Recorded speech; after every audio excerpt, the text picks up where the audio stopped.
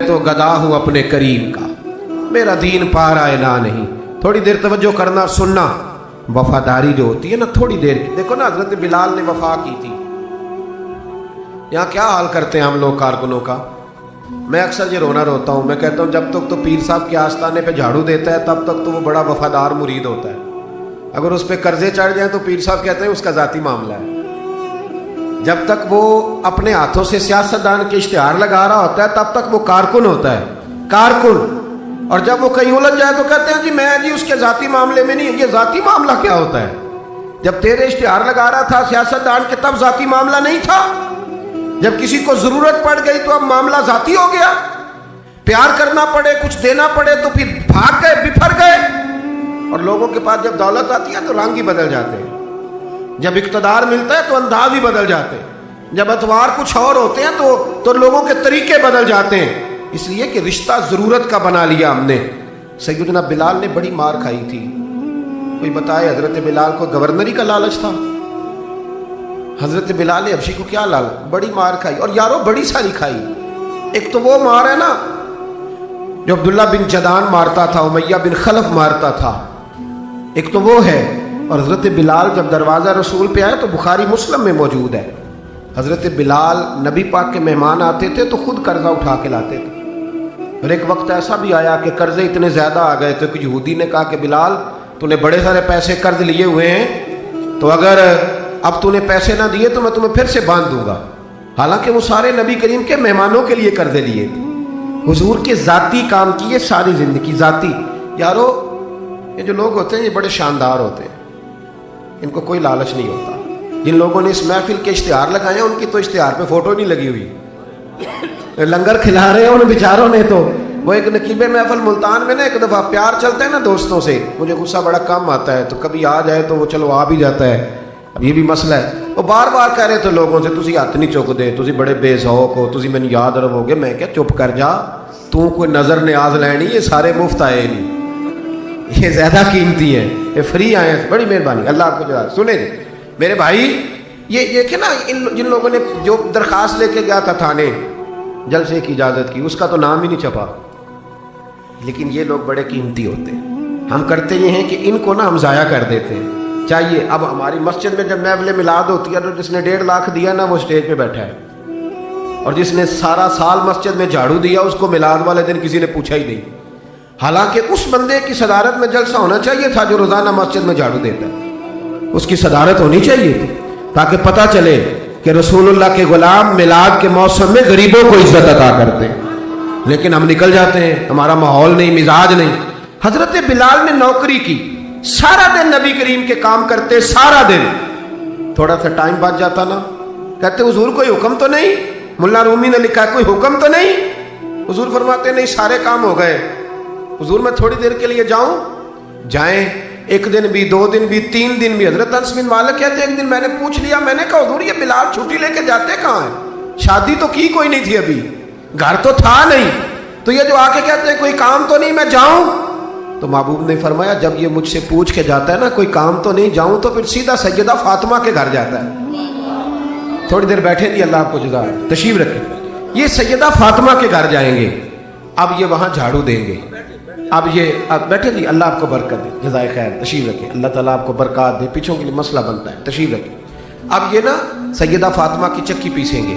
یعنی کوئی ٹائم بچ جاتا تو وہاں کتنی نوکری کی حضرت بلال نے، کتنی ڈیوٹی کی کہ نہیں کی. لیکن کسی عہدے کے لالچ کے لیے، کسی منصب کے لیے، کسی فوٹو کے لیے، کسی صدارت کے لیے. لیکن میرے محبوب نے بھی جب اعزاز دیا نا تو پھر کمال ہی دیا. پڑھیے ترمذی شریف. حضور آئے نا معراج سے واپس. میں جلسے سے دیر سے جاتا ہوں نا تو میری ایک بیٹی ہے، وہ جب میں نکلنے لگتا ہوں کہتی آج دیر سے آئے تو دروازہ نہیں کھولنا. روز ہی دیر سے آتے ہیں، تو جب رات کو جاتا ہوں تو سب سے پہلے وہی کھولتی ہے. آ گئے آپ. اب بندہ جب سفر سے واپس جاتا ہے تو پہلے بچوں کی بات کرتا ہے، بیٹوں کی. محبوب معراج کے سفر سے واپس آئے، لیکن سب سے پہلے جو بات کی وہ حضرت بلال حبشی کی. سب سے پہلی بات سیدنا بلال کی. مجمع میں بٹھا کے، مجمع میں حضرت بلال کو مجمع میں بٹھا کے فرمایا کیا عمل کرتا ہے بھائی تو بلال؟ عرض کی حضور کیا ہوا؟ فرمایا بتا کیا کرتے ہو، کون سا عمل ہے جو زیادہ کرتے ہو؟ کہا حضور حکم کریں۔ تو محبوب فرمانے لگے جب میں جنت میں گیا ہوں نا معراج کی رات، تو میں نے وہاں تیرے قدموں کی آواز سنی ہے۔ جنت میں تیری اب کس نے ذروں کو اٹھایا اور صحرا کر دیا، اور کس نے قطروں کو ملایا اور دریا کر دیا؟ یہ کس کی حکمت نے یتیموں کو کیا در یتیم اور غلاموں کو دنیا بھر کا مولا کر دیا۔ ایک بڑی عجیب بات لکھی ہے ابن اسحاق نے، کہتے ہیں کہ جب فتح مکہ ہوئی نا، ظہر کا ٹائم ہوا تو نبی کریم علیہ السلام نے فرمایا چلو بھی اذان پڑھو، بلال کو بلاؤ۔ تو جو ہے میری بات پر سنیں اور یاد رکھیں، حضور نے فرمایا بلال کو بلاؤ، اذان پڑھے۔ تو ایک شخص نے حضور کے کان میں مشورہ دیا کہ یا رسول اللہ صلی اللہ علیہ وسلم کافر تو پہلے ہی سارے جل گئے، مر گئے، فتح مکہ ہے، تو کچھ لوگ حضرت بلال کے بڑے دشمن ہیں، تو یا رسول اللہ صلی اللہ علیہ وسلم بلال یہ ہمیشہ پڑھتا ہے وہی پڑھیں گے، تو آج نہ کسی اور کی ڈیوٹی نہ لگائیں اذان پڑھنے کی، فتح مکہ کا موقع ہے، چلو کوئی اور پڑھ دے۔ یہ روٹین میں جب پروگرام ہوتے ہیں تو تب تو مقررہ امام بھی نہیں نا جماعت کراتا، چلے کوئی بزرگ آئے ہیں وہ کرا دیں، آج موقع ہے، بری بھی بات کوئی نہیں۔ جس نے مشورہ دیا خلوص کے ساتھ دیا، حضور کوئی اور نہ آج پڑھ دے۔ لیکن میرے محبوب نے جو جواب دیا وہ بڑا قیمتی تھا۔ محبوب کریم فرمانے لگے جب پتھر کھانے پڑے تو تب تو بلال پڑھے، اور جب بدر اور احد میں تلواریں چمکے تو تب تو بلال پڑھے، اور فرمایا جب بھوک کاٹنی پڑے تب تو اذان بلال پڑھے، اور آج اللہ شان عطا کرے تو کوئی اور پڑھے۔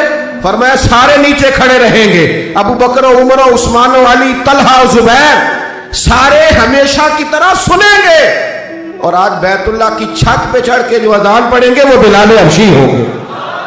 میں لوگوں کو بتاؤں گا کہ وفا کے رشتے وفا کے رشتے ہی ہوتے، وفا کے رشتے وہ پانی پرن سہیلیاں رنگا رنگ کڑے، او پائیا اسی تے پڑھیا اس دا جانیے جس دا توڑ چڑھے۔ وفا والا رشتہ قائم کرو، وفا والا، کبھی ملا کرو، کبھی پی ایچ ڈی کر لیتے ہو نا تو کبھی میٹرک والے پرائمری والے استاد سے بھی جا کے ملا کرو، جب اللہ شان عطا کرے تو کبھی کبھی اپنے گاؤں بھی جایا کرو، کبھی جا کے ملا کرو۔ ہاں شہر میں آ کر پڑھنے والے بھول ہی گئے کس کی ماں نے کتنا زیور بیچا تھا۔ اپنے انداز نہ بدلو، اطوار نہ بدلو، اخلاق حسنہ کی دولت پیدا کرو۔ یہ جو ہم ٹوٹ گئے ہیں نا، امیروں کی سوسائٹیاں الگ ہیں اور غریبوں کی جھونپڑیاں الگ ہیں، انہوں نے بڑی تفریق پیدا کر دیا معاشرے میں۔ لوگ تو جنازے پڑھنے چھوڑ گئے ایک دوسرے کے، لوگوں کاٹ دیا، جس کے پاس پیسے زیادہ آئے، اپنے بھائی کی بچی غریب بیٹھی ہے رشتے کے لیے، اس کو وہ رشتے ڈھونڈ رہا ہے، کہہ رہا میرا کوئی میرے اسٹیٹس کے لوگوں میں رشتہ کرا دو، تو رشتے والے نے کہا وہ تیرا اپنے بھائی کی بھی تو بیٹیاں نا، تو وہاں کر لے۔ کہتا نہیں وہ جب شادی کرے گا نا تو میں تعاون کروں گا۔ تو تعاون تو بھائی کوئی اور بھی طرز کھا کے کاری دیتا ہے، اور بھی کو کر دیتا ہے۔ تو وہ والا رنگ اختیار کر جو اللہ رسول نے تجھے عطا فرمایا ہے۔ ہمارے معیار میں وہ وفا نہیں، وہ حسن نہیں، یہ میری طرح کے لوگ جن کو اللہ بڑی شان عطا فرماتا ہے، دین کے نام پر بڑا نوازتا ہے، لیکن لب و لہجے میں کئی دفعہ سختی آتی ہے، کئی دفعہ احساس نہیں ہوتا کہ ہم کیا کر رہے ہیں۔ اعلیٰ حضرت فاضل بریلوی فرمایا کرتے تھے لوگوں نبی پاک کے وفادار رہنا، فرشتے بھی تمہاری عزت کریں گے۔ کیا فرمایا؟ کہنے لگے فرشتے بھی کرتے ہیں تعظیم میری، فدا ہو کہ ان پر یہ عزت ملی ہے۔ اکرام کرنا، کبھی بھی اپنے نفس کو نصیحت کرنا، کبھی بھی